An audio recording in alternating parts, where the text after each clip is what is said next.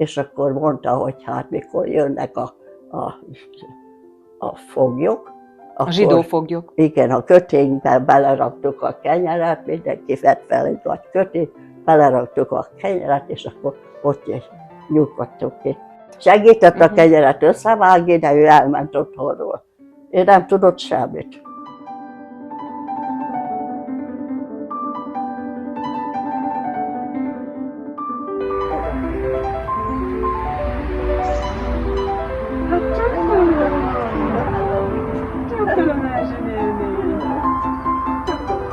De jó, hogy ilyen, de jó, hogy találkozunk. Na, hoztam egy virágot. Jaj, Ez szép.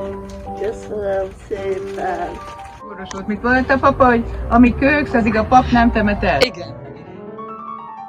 Nekem még a dédnagyanyám mesélt, és azt mesélte, hogy mikor az anyukád ilyen idős volt, mint te, elvittem a nagymamához, Toalmásra, mert ott volt a kastély, csak nem fogadtak. Hogy aztán én nem tudom, hogy az én nagyapám, hogy kitagadták-e, vagy mi volt, erről én nem tudok semmit. Jászapátin, ahol születtem, az egy nagy község. Felvég, alvég, kisjárás, nagyjárás. És hogy kerültetek ide Zebegénybe? Nem tudom, hogy szerintem megfázhattam valahol, és 8 éves koromban beteg lettem. Vittek kórházba Szolnokon, feküdtem elég sokáig. Nem tudták megállapítani, hogy végeredményben mi is a baj, és mikor hát röntgeneztek, észrevették a tüdőn, hogy kavernám van. És megtöltöttek, és rosszul lettem, mert nem volt kavernám. Én neked csak mellhártyám volt. Gennyes mellhártya, kezdő volt még akkor.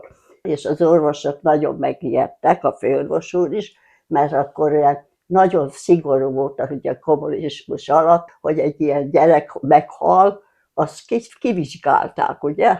Hát valami összeköttetés által Szovjetunióból hoztak valami speciális injekciót, és akkor beadták, ez volt húsvét előtt, és üzentek a szüleimnek, hogy hát vigyenek haza. Féltek, hogy nehogy ott meghalljak, az otthoni, az már más téma. Több mint egy hétig kómába feküdtem. A szomszédasszonyomnak volt szintén egy ilyen kislánya, és meghalt tüdőbetegségbe, és ő azért ezzel tisztában volt, és ő járt át, nekem teját főzött, húsleveseket, és állítólag úgy etetett, hogy teját, meg ilyesmit, csak a levét. És valahogy azt ugye lenyeltem, mert meg lenyelni tudtam. És akkor egy hét múlva kezdett az injekció hatni, és akkor fölébredtem a kómából, úgy szétnéztem, hogy hol vagyok. Jaj, én otthon vagyok, és úgy megörültem, hogy már otthon vagyok. És attól fogva kezdtem jobban lenni. Ez hányban? Igen ám. Ez hányban volt? Háború után közvetlen, már mikor olyan csönd volt. A háborúra emlékszel még? Mennyire? A háborúra nálunk nem volt nagy háborús idő. Nem nagyon vettük észre, annak ellenére, hogy állítólag az öregektől hallottam ezt, hogy nagyon nagy csetepaté volt az Egri úton, hogy ott összeütköztek a németek meg az oroszok, de aztán hát az oroszok azok kitolták a németeket, és hát elfoglaltak minket, de olyan csöndben. Például a németekkel sem volt semmi bajuk, mert mellettük volt egy ilyen kör, ilyen munkáskörnek lehetett nevezni, és az mindig el volt foglalva, a németek voltak ottan, oda beköltöztek utána az oroszok. Olyan barátságosak voltak, de ők viszont az oroszok felfedezték, hogy ott vannak a németek. Na, este jött egy bombázó gép, és ledobott egy bombát. Szomszéd házának a felét elvitte, úgyhogy akkor megijedtünk.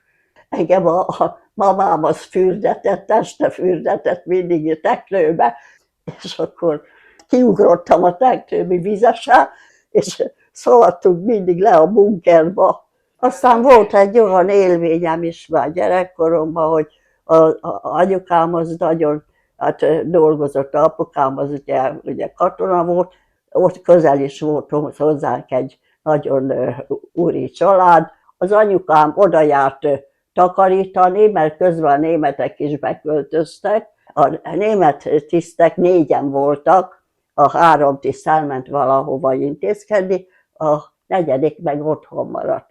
És akkor az asszony tudott németül, és elkezdtek beszélgetni, és akkor mondta, hogy hát őt nagyon kinézik a tisztek, mert az ugye félig meddig zsidó.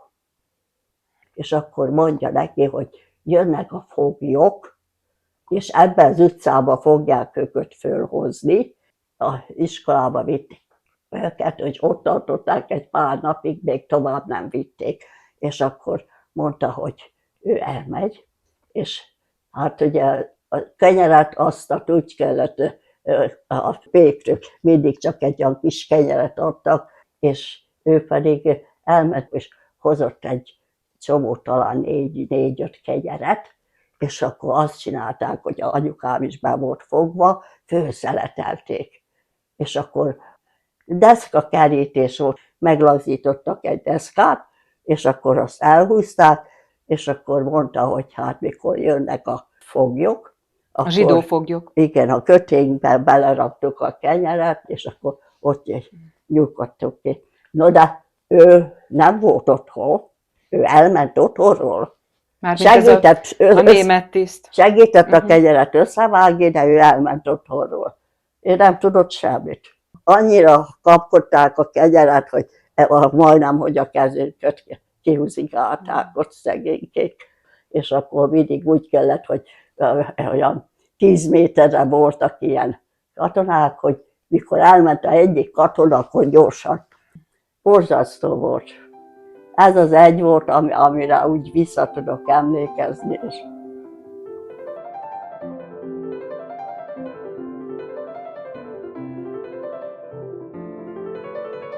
A mellem alatt lett egy daganat.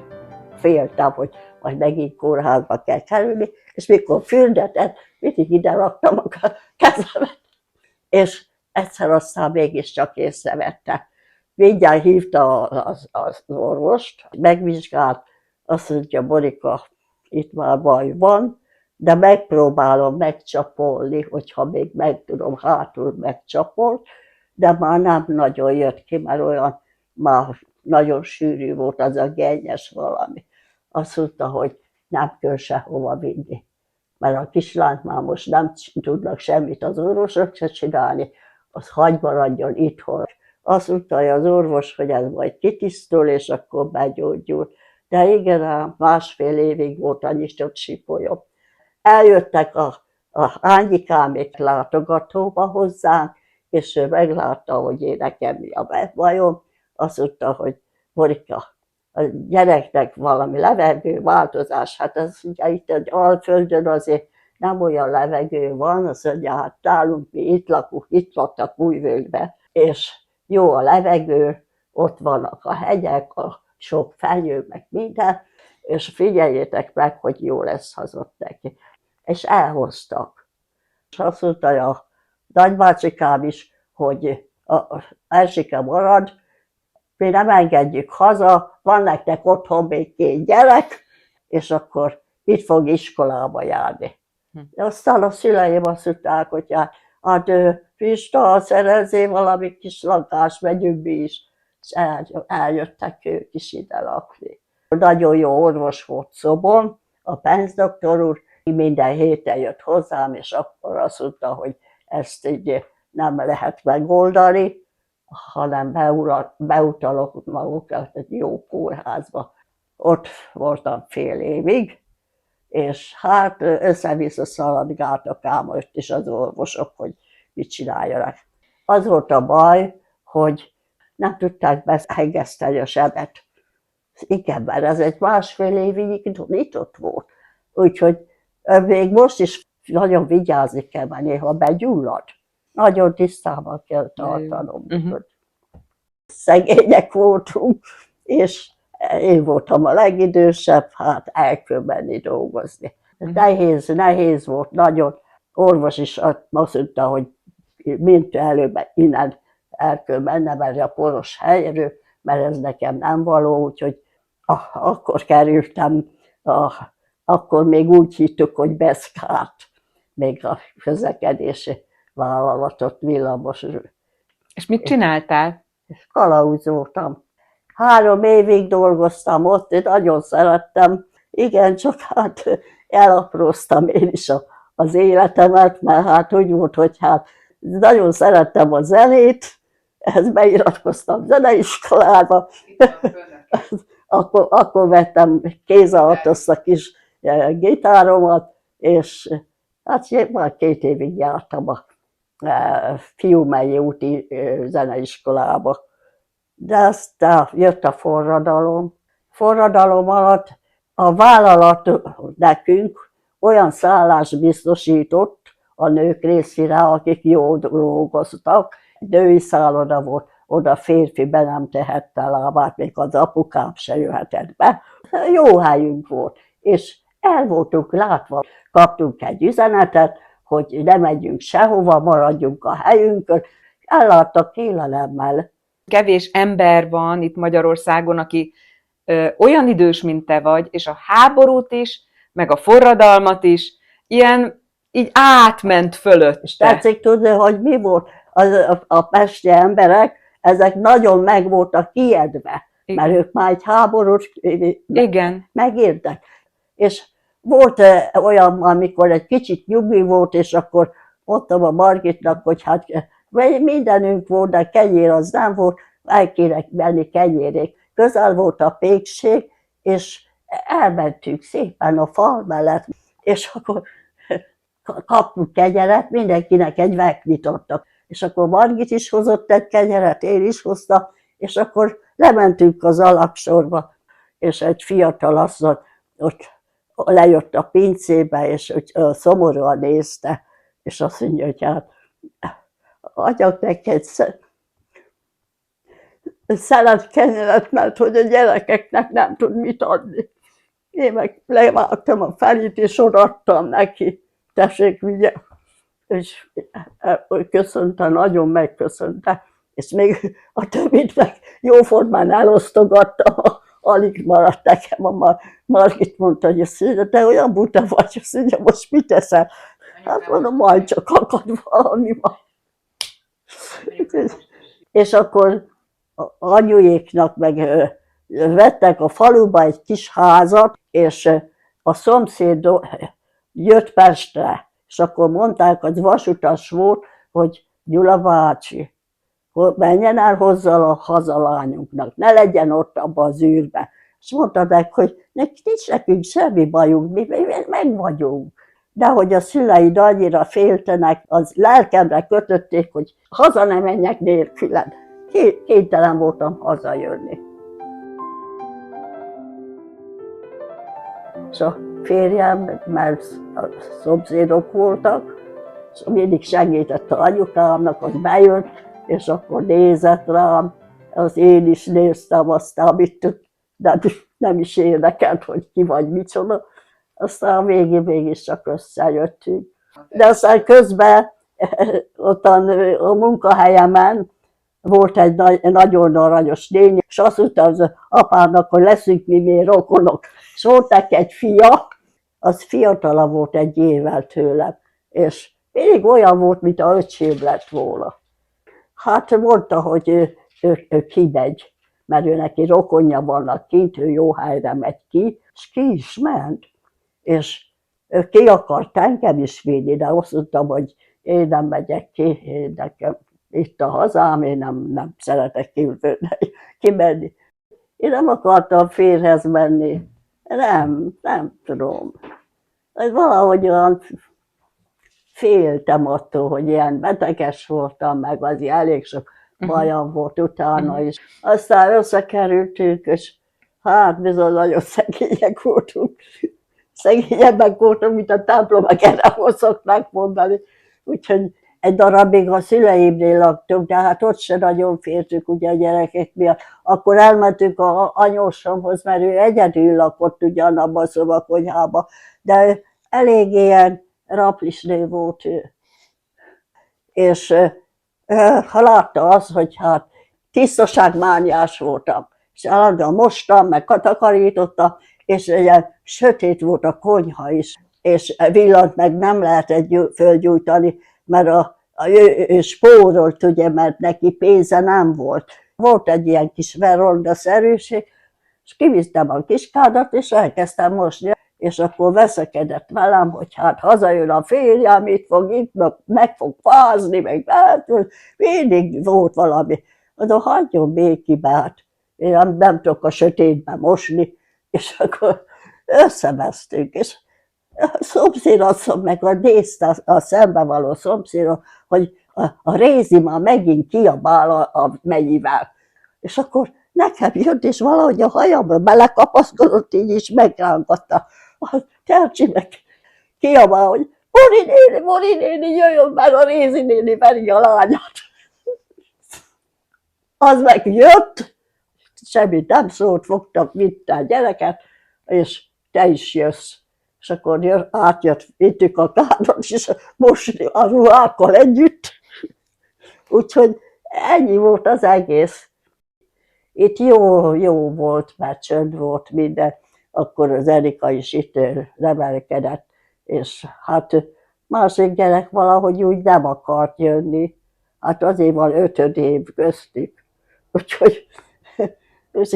Úgyhogy és én abban az időben, mikor még ugye ő volt, azért időm volt nagy kert ottan, azt fölszálltattam, beültettem mindennel, krumpli minden, babom minden volt, a férjem összetákolt fából egy kis ólat, elmentünk karácsonyi vásárba Vácra, és hoztunk 2 kis malacot. Neki a tankon volt egy malac, nekem a hátamon volt a hátizsákban. Úgy jöttünk a motorral haza, el voltunk géperedben, mint a fele. Úgyhogy ebből egy kis pénz összejött, és rakosgattuk félre, hogy hát ha majd egyszer sikerül egy telket, vagy valamit venni. Erikáról mesélnél még egy kicsit? Miket csinált ez a lány? Legelső az volt, akkor már az Erika volt olyan 2 éves körül, állandóan hurcolta az enyémet, mindig fölsze. Mondtam, Gabika, hagyd az Erikát, ne vedd föl, nem szabad fölvenni, elestek, és el is esett. Így magához ölelte, és vitte a gyereket, megbototta, hogy se rásett a gyerekre. Az ennek fölakadt a szeme, mint az őrült. Úgy, ahogy voltam, fogtam a gyereket, szaladtam le azon a dombon, viszem a gyereket, gyorsan mindjárt bevittek a rendelőbe, és akkor mondja az orvos, hogy jaj, ne ijedjen meg, én jobban meg voltam ijedve, mert nem is tudom, ordítottam, vagy mit csináltam akkor, és nem kell anyuka, nem kell, azt majd meggyógyul az a gyerek, nincs annak semmi baja. De aztán jobban lett, hazahoztuk őt, az volt az első, ugye. A második volt a kutyaharapás. Férjem azt kapta, valamelyik kollégájától kapta, úgy hozta haza az aktatáskájába azt a kutyát. Ment állandóan utána, ha Erika megállt, a kutya is megállt. Húzta a ruháját, és húzigálta vissza. Aztán volt fönt egy kutunk. Keresett ilyen kis köveket, és beledugta valahol, volt egy hézag, vagy valami, beledugta, és úgy hallgatózott. Akkor az puty, mikor leért a vízbe, puty. Egyszer a férjem meglátta. Azt mondja, hogy na Erika, gyere onnan a kútól, és ne dobálja nekem semmit bele.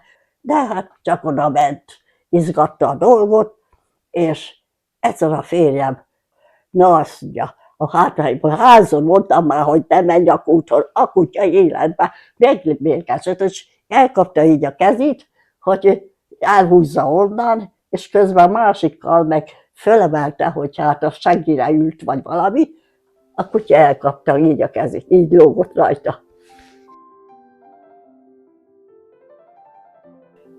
Aztán itt ez az építkezés, és hát először is az alapot azt én ástam. Itt volt egy ilyen Sajó bácsi, Saja Péter bácsinak hívtuk, az ilyen pallér volt, ilyen kőműves pallér, és egyszer jött haza, és akkor itt megállt, azt mondja, Erzsike, megnézhetném, hogy mit csinál? Azt mondja, hogy ez mi lesz? Hát mondom, a háznak az alapja. Ez? Azt mondja, hány emeleteset építenek, akkor hogy hány emeleteset? Csak én földszíteset. Ilyen alapot? Jaj, mondom, Péter bácsi, nem jó, csinálom. Azt mondja, mi vagy, hogy nem jó? Azt mondja, hogy tudja maga, azt mondja, Pesten ilyen az alapra, mit építünk? Szóval 10 emeletes.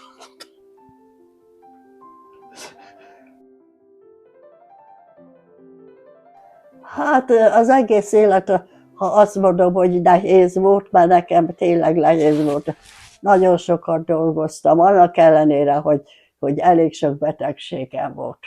De nem foglalkoztam vele. Mesélj egy kicsit arról, hogy mostanában mit csinálsz. Mikor mentetek otthonba, és együtt mentetek? Együtt mentünk. Ma utóbbi időben lehet, hogy már ugye ki is kapcsolt néha. És ezért szálltam rá, hogy elmenjünk az otthonba. Hát otthonban voltunk egyik másfél évig. Igen, akkor már nagyon leromlott az állapotra. És hogy élted meg, amikor ő elment, amikor meghalt? Akkor még, akkor még valahogy bírtam magam. Akkor még az ember nem veszi észre annyira, hogy most már elment, nincsen. Ott ültem ugye egész éjjel mellette, a nővérke azt mondta, hogy Erzsi néni, menjen egy kicsikét, pihenjen le. És elmentem pihenni, és már az utolsó pillanatban nem voltam, fogta a kezemet, sokszor éreztem, hogy megszorongatja, és akkor már nem voltam ott, és akkor jött, hogy 11 óra felé, hogy Erzsi néni, most már tényleg vége mindennek. Nehéz volt, mostanában már nagyon kijön. Most érzi az ember, hogy hiányzik.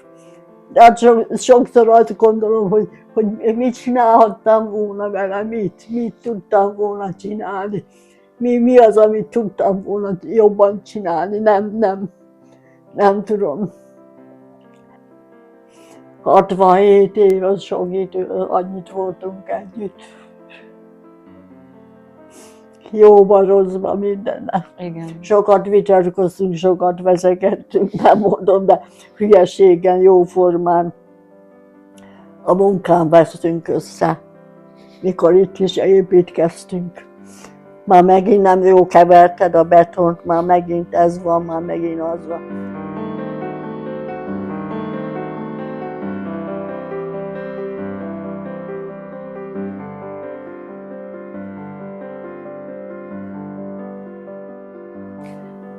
Mi az, ami mostanában jó? Mert én, amikor bejöttem, Erzsi néni mosolygott. Mindenki azt mondja a nővérek, hogy az Erzsi nénit tanulhatnátok. Hát nézzenek, és igazuk is van, mert hát én néha kifakadok, nem mondom, hogy nem fogadok ki, de külön van foglalkozás. Akkor néha van torna is. Vagy fogom magam, hogy tudom én, olyan füves ez a rész, fogom a kis kapát, aztán megkapálom, vagy ez ilyesmi. Én találok munkát, és találok elfoglaltságot. Van-e valami, amit megbántál, amit úgy érzed, hogy másképp kellett volna, nem kellett volna, vagy valami kimaradt az életedből? Igen. Na mondjad! Az maradt ki, hogy öregségünkre nem gondolkoztunk. Ugye? Mert mi abban voltunk, hogy én is mivel olyan beteges voltam, nem érek én sokáig, nem. Én meg fogok úgyis hamar haragudni, ennyit dolgoztunk, meg nem tudom mi. nem élünk mi sokáig. És ez a lakás, ez a ház nem úgy lett építve. Mert ma én egész éjjel, ha nem tudok aludni, annyit gondolkodok, hogy mit kéne csinálni, hogy kéne csinálni, mert én haza akarok jönni. Ez mindenféleképpen bennem van, hogy én haza akarok jönni.